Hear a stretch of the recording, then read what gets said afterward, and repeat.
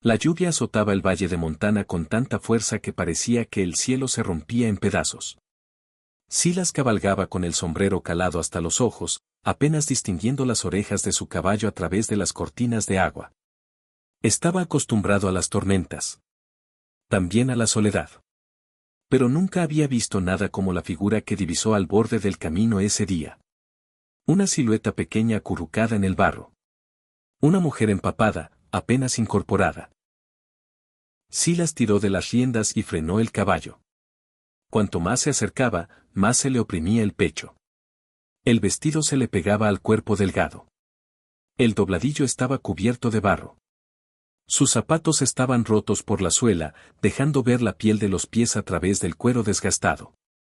Sostenía una maleta pequeña con ambas manos, como si fuera lo último que le quedaba en el mundo. Lo miró. Sus ojos castaños estaban enrojecidos en los bordes, no de llorar, sino de haber agotado las lágrimas días atrás. ¿A dónde vas?, preguntó Silas. Su voz salió ronca por el desuso. Ella lo miró a través de la lluvia torrencial. Ya no lo sé, respondió. Sus palabras lo golpearon más fuerte que la tormenta. Detrás de ellos, el pueblo estaba a 5 millas de barro. Su cabaña, a solo 1 milla. Miró hacia el camino, luego de nuevo a su figura temblorosa. Algo viejo y medio enterrado se removió en él. Algo que había intentado olvidar que existía. Extendió la mano. Dicen que la bondad aparece cuando más la necesitamos. A veces llega con sombrero embarrado y un hombre que no habla mucho, pero cumple lo que dice. Silas la ayudó a subir a su caballo y cabalgó a través de la tormenta hacia su cabaña, con el peso de su cuerpo tembloroso apoyado contra él. Adentro, el lugar olía a humo de leña y abandono.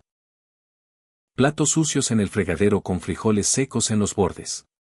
Polvo en las ventanas tan grueso que parecía escarcha. Había vivido solo tanto tiempo que apenas notaba el desorden. Se arrodilló junto a la estufa y le añadió astillas hasta que el fuego prendió.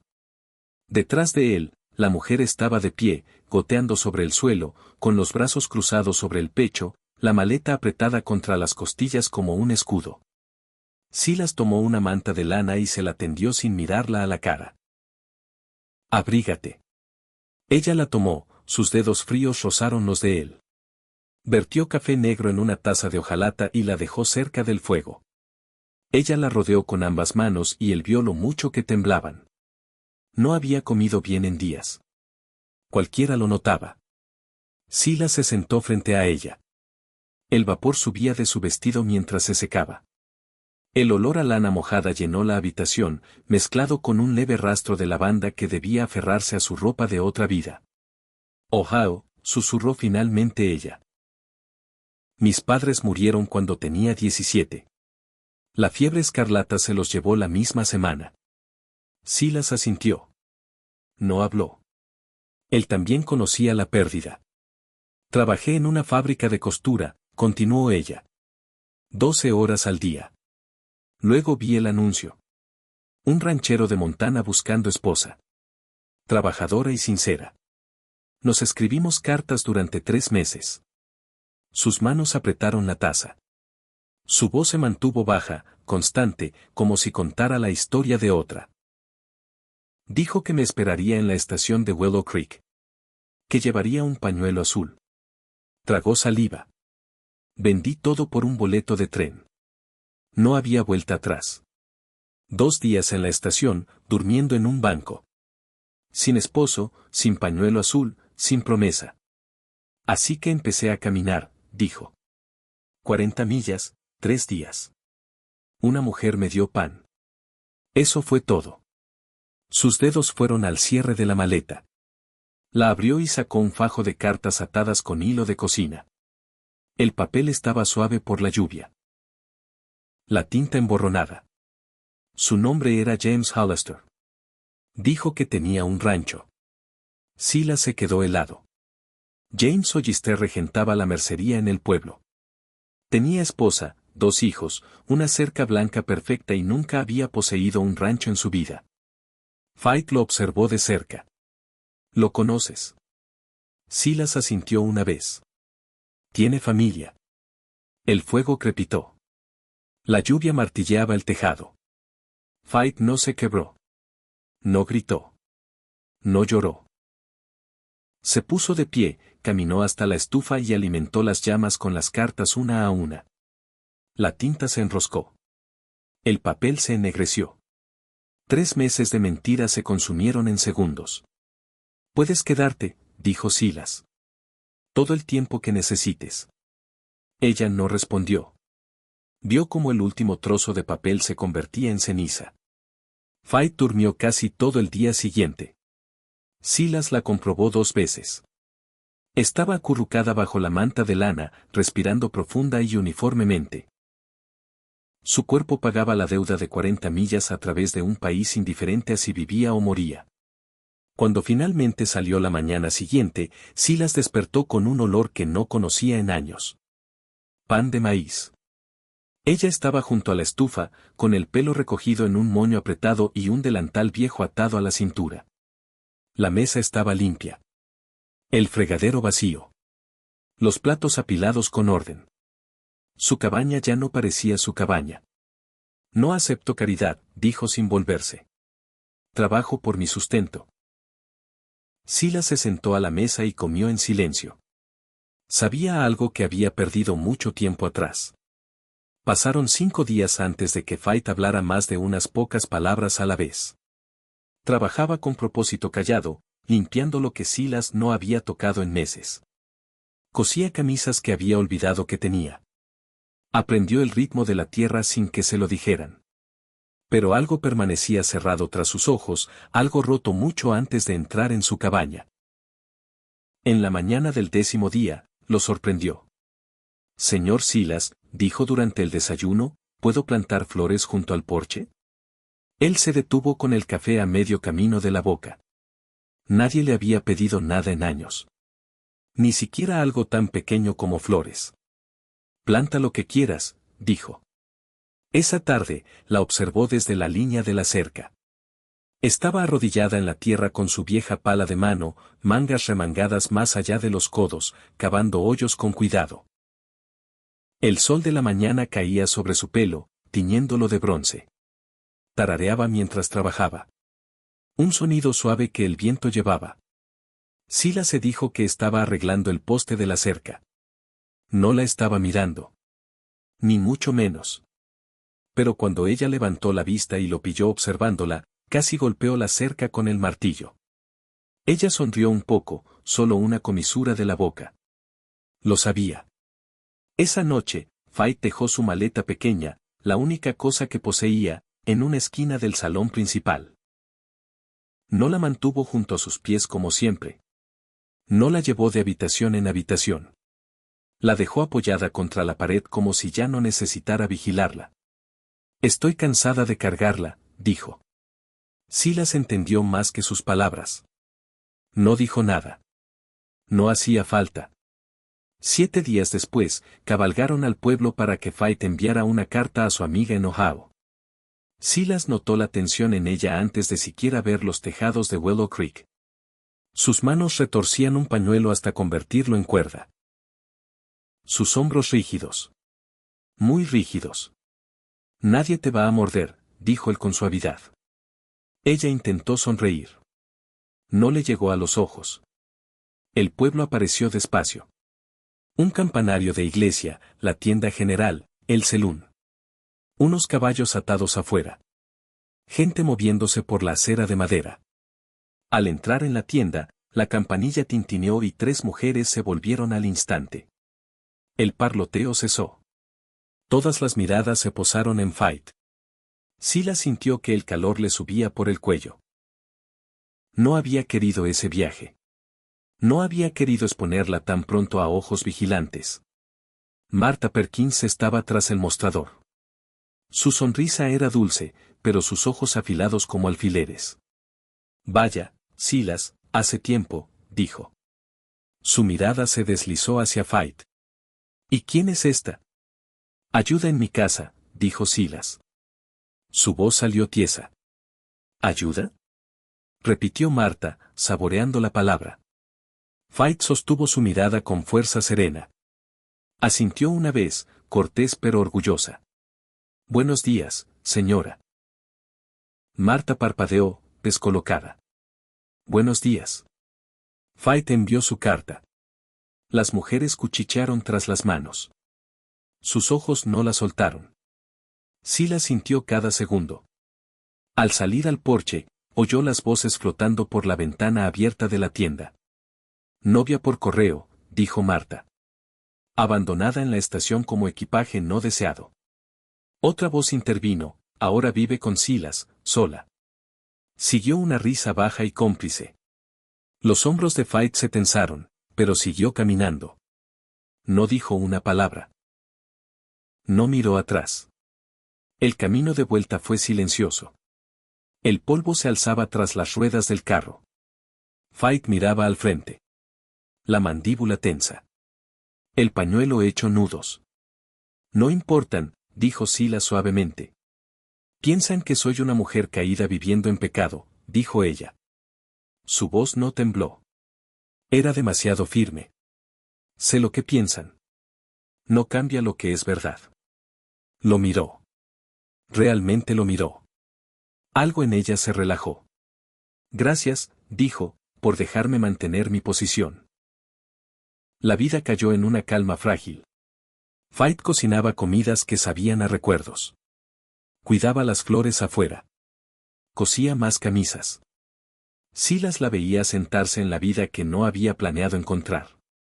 La vida que poco a poco pertenecía a ambos. Pero el problema venía en camino. Siempre lo hacía.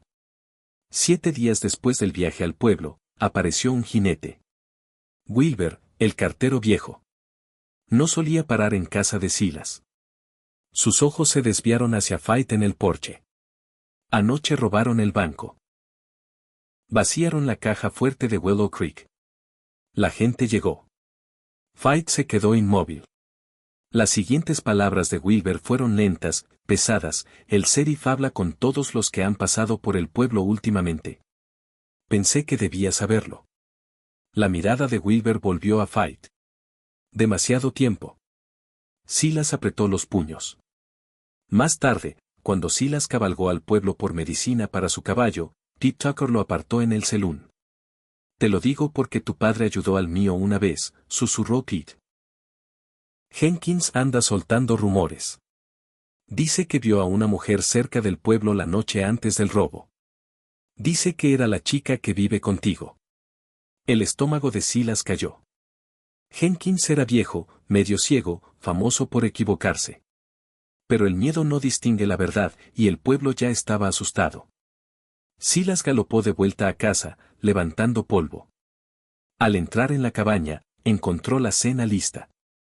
Frijoles, pan de maíz, una vela encendida en el centro de la mesa. Fait sonrió levemente. Parecías preocupado esta mañana. Pensé que una cena decente ayudaría. Silas se sentó, comió en silencio, observó sus manos, su calma, su inocencia. Pero la duda era una astilla, pequeña pero punzante. ¿La creía porque lo merecía o porque lo necesitaba? Esa noche la vio desde el porche, mirando el valle. El cielo brillaba con luz menguante. Sus hombros subían y bajaban despacio. Parecía tan pequeña ante el mundo. No había llorado ni una vez desde que llegó. Pero esa noche sí. En silencio, hombros sacudidos en la oscuridad, donde creía que él no la veía. Él se quedó en las sombras y dejó que la visión lo abriera en canal. La creía. Siempre lo había hecho, pero la creencia no la protegería de lo que venía. Porque Willow Creek ya había decidido. Y el sheriff estaba en camino. El sol de la mañana apenas había superado la cresta cuando Silas oyó cascos en la tierra compacta. Lentos, pesados, decididos. Salió al porche justo cuando el sheriff Harlan llegaba, su caballo gris exhalando vapor en el aire fresco. La cara del sheriff era de piedra tallada, ilegible, de esas que no traen buenas noticias. Fait salió a la puerta, limpiándose harina de las manos, el delantal cubierto de blanco. El sheriff la saludó cortésmente, pero sus ojos eran fríos. Señora, dijo. Luego a Silas, ¿le importa si le hago unas preguntas?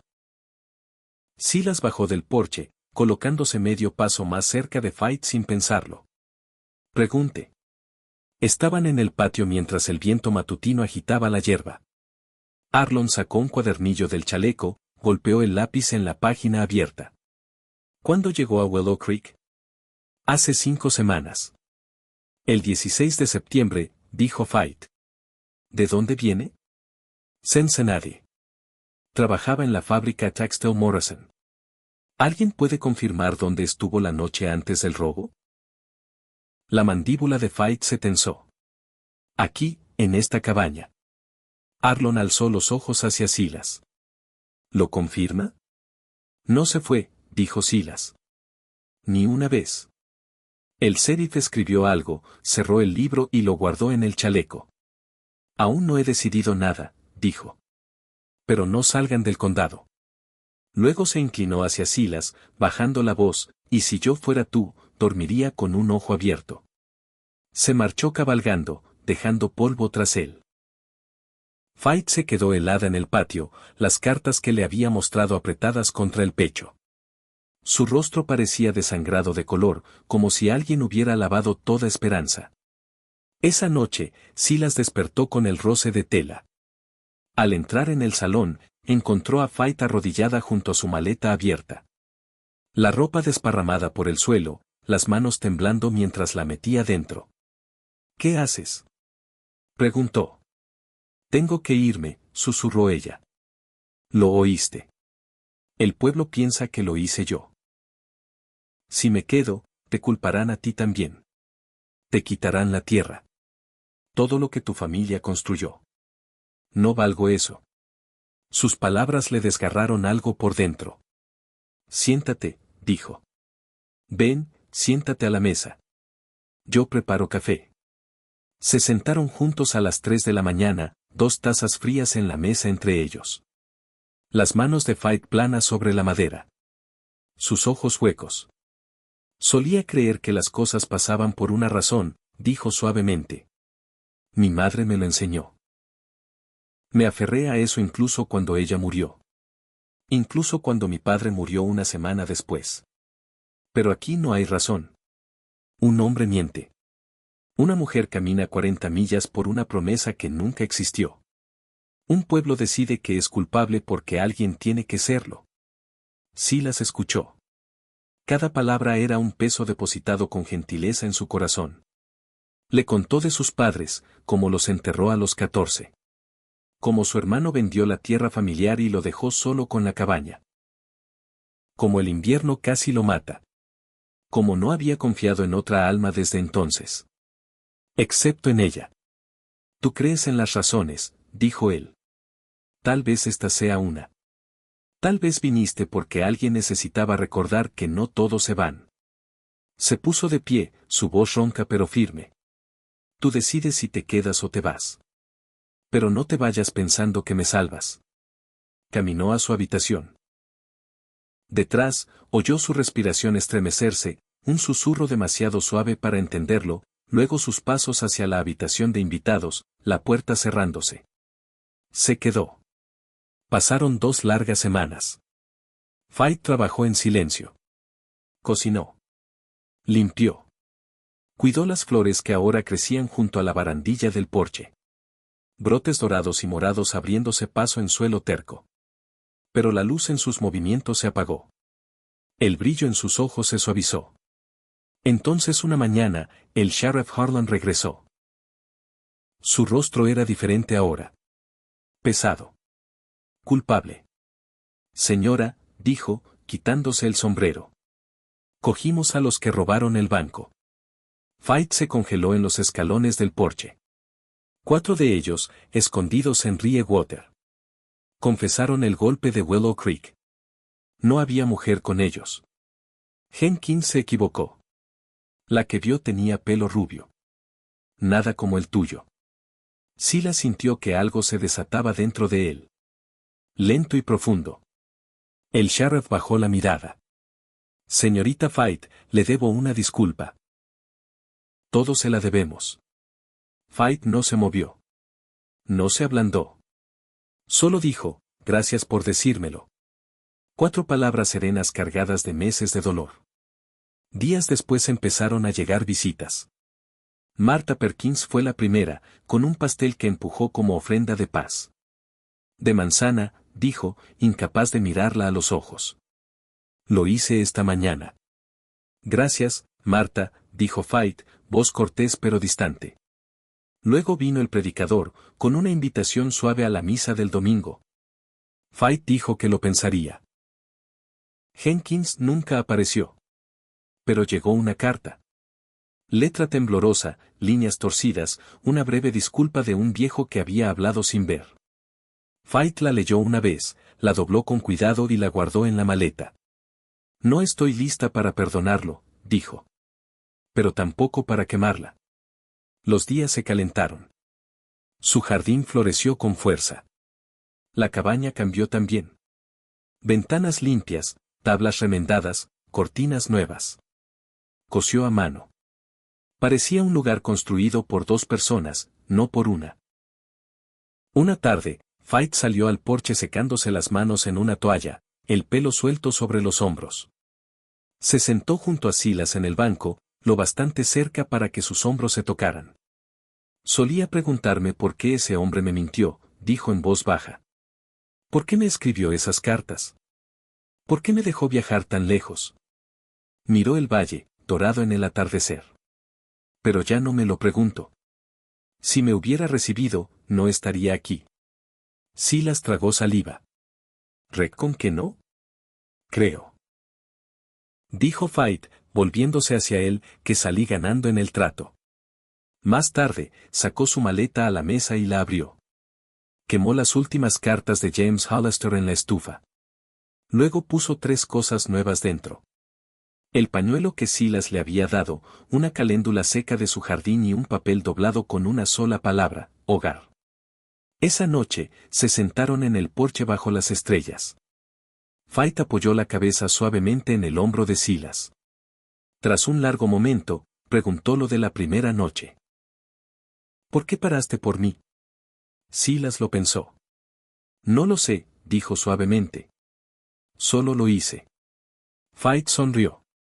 Una sonrisa pequeña y quieta, llena de paz. Mi madre solía decir que la providencia envía a las personas cuando más las necesitamos, susurró. Ni un momento antes, ni un momento después. Silas no respondió. En cambio, tomó su mano en el banco. Sus dedos se entrelazaron con naturalidad, con facilidad, como si siempre hubieran pertenecido juntos. El valle se extendía ancho ante ellos. Las estrellas giraban despacio arriba. La cabaña tras ellos brillaba cálida con luz de lámpara. Fait apretó su mano. Silas apretó la de ella. 2 personas abandonadas por el mundo se sentaban juntas en la noche silenciosa. Ya no solos, ya no en caminos separados. Habían construido algo nuevo, algo tierno, algo fuerte, algo que por fin parecía